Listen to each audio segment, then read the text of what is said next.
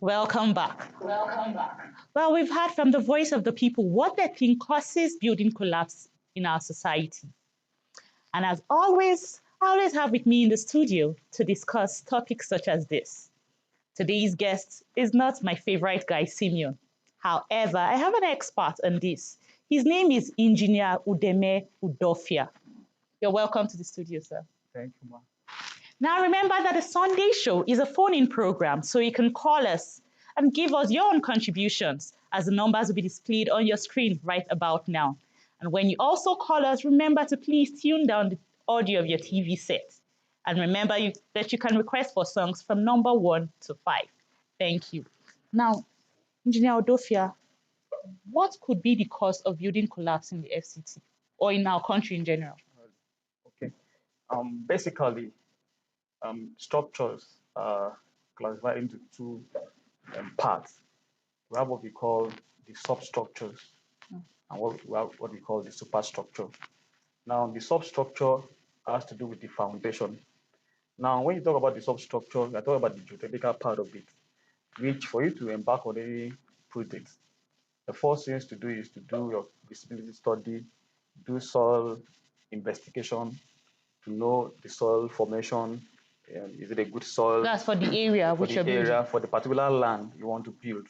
You have to do investigation, soil investigation, for you to know what type of soil is it, what's the bearing capacity. For instance, a structure has its weight.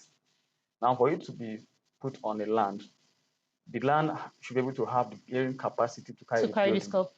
Now, after the soil investigation has been done, the next thing to be done is the structural engineer. I'm a structural engineer. You pick the soil report.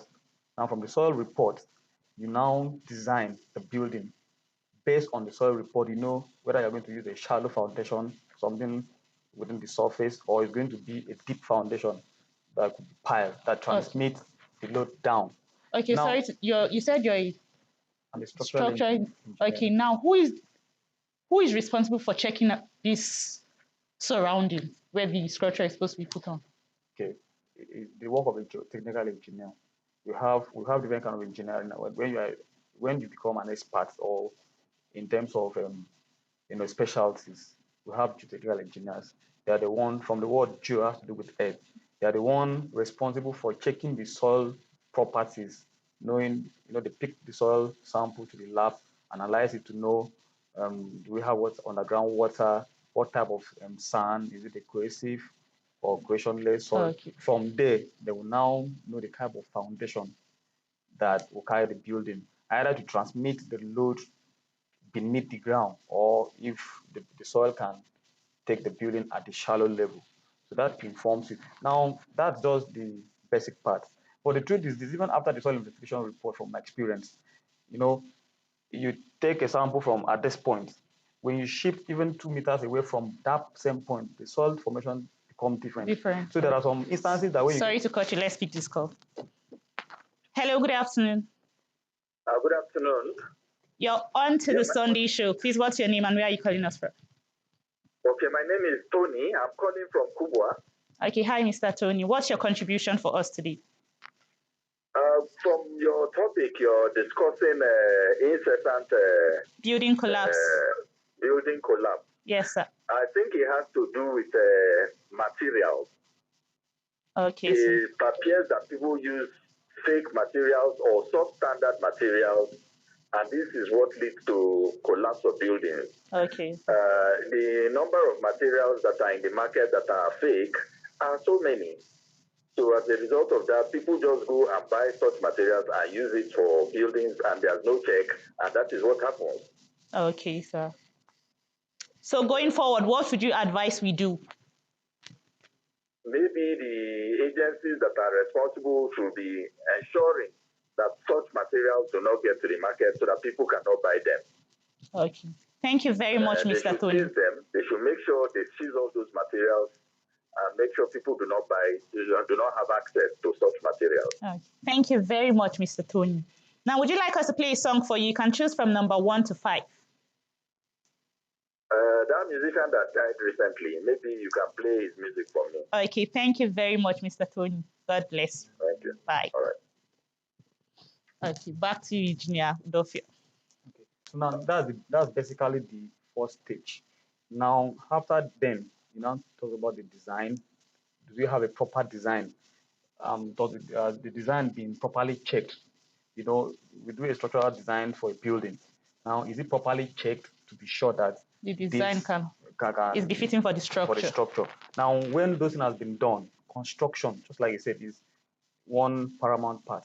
Now, of course, if you go to the market now, most of the like the reinforcements, the iron bars we are using, if you use vernier caliper to check the diameter, maybe you provided Y16, you go to the market, you see different grade of that same Y16. Some of them will be Y14, which doesn't have the same strength like the one that will be designed. And that is what is in our market. That is in the. We still have the one complete in the market. Okay. Then we still have the other ones that are not complete. Okay, still please, in the same market. if you can hold that thought again. Hello, good afternoon. Okay, we lost that call. Sorry, call us back now, Engineer Dofia. Okay. Now, so those things contribute, but one of the key factors I've realized is for every building, there's supposed to be a certified structural engineer license at the site.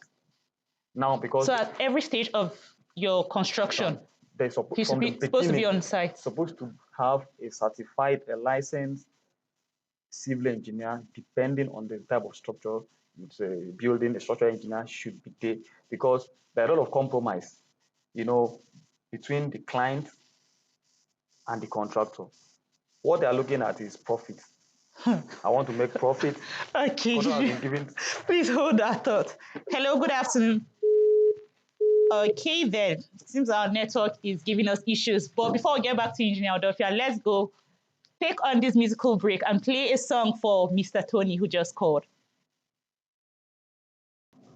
You're welcome back from that musical break, sung by Mobad, again of blessed memory. We play that his soul continue to rest in the bosom of the Almighty God. Now, we still have Engineer Odofia with us in the building. Engineer, before I come back to you, let's take this call. Hello. Hello, good afternoon, sir. Okay, then. Sorry for that. Engineer Odofia. Yeah. Okay, sorry. Hello, good afternoon. Please, let's get back to you. You're trying to tell us about the types of building materials being used. Yes. I was saying that, you know, we have specification of when the design is being done. The designer, which is high-rise building, the structural engineer, will make his provision that, for instance, this building, this is the type of reinforcement we want to use. This is the grade of concrete. Now, the concrete grade has to do with the ratio of the cement, the sand, and the quartz, which is the gravel. Now, it is the engineer at site that will control that. As a certified one. As a certified engineer. Now, if you don't have a licensed person at site, which has nothing to be afraid of, there will definitely be a compromise. So you need a licensed person at the site to monitor everything. It's not just one thing that is liable for collapse. For instance, it could be the concrete strength. Okay. It could be the reinforcement. It could even be may even have the correct reinforcement, correct mixed, but you know the process, the construction type as a method of how the concrete is being mixed. How long has it been mixed before? So that could also cause a collapse. Why? Because there is a minimum time that you can mix concrete and then pour. Once that time has elapses, the strength of that concrete is no more there. The concrete has become spoiled. Okay, sorry to cut you short again. Hello, good afternoon.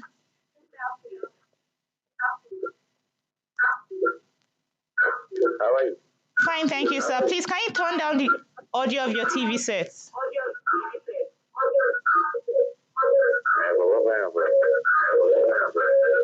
Okay, then. Please call us back. And please, when you do call us, remember to tune down the audio of your TV set. Thank you very much. Yes, you're telling us that. So the mixing of the products you used to build, construction method, it has is key. It has a time frame. So now, and you know, we have different type of method of mixing, patching. We call them patching concrete. It could be maybe by using a patching plant.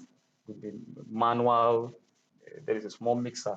Now, all those things. So you have to have someone at site who checks this properly. If they contribute to the collapse. So for me, the key factor that has to be addressed, which I think current Council for the Regulation of Engineers in Nigeria has a role to play in ensuring that every building has a licensed person at site. Okay, thank you very much.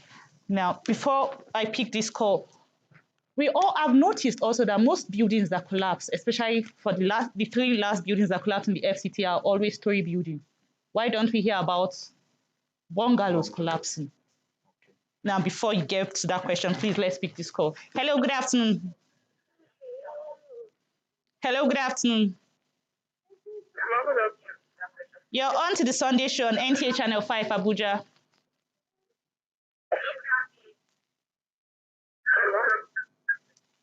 Okay then, sorry, please now. Can you answer our question before we go on the next musical break? Right, okay. Why we don't hear of bungalows collapsing? When we are talking about structures, we don't really mention bungalows. Why? Because, bungalow does not really have much structural elements. What I mean by structural elements are the columns, the slab, the foundation itself, the columns, the slab, the beams. Those are the structural elements.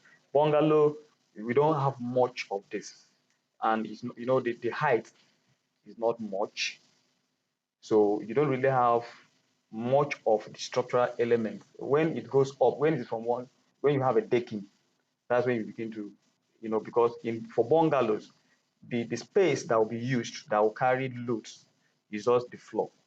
Do you understand? Yes. Now the floor is already on the edge, which is already stable. But when you're talking about story building, you are constructing, you are not making use of the natural earth that is stable. You are going up, you are constructing an artificial landing where people will climb to stay.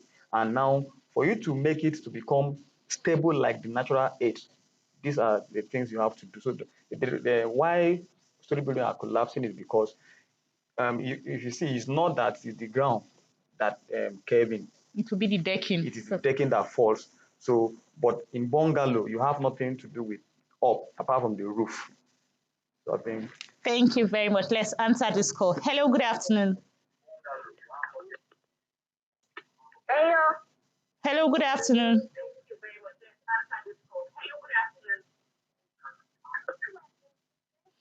Okay.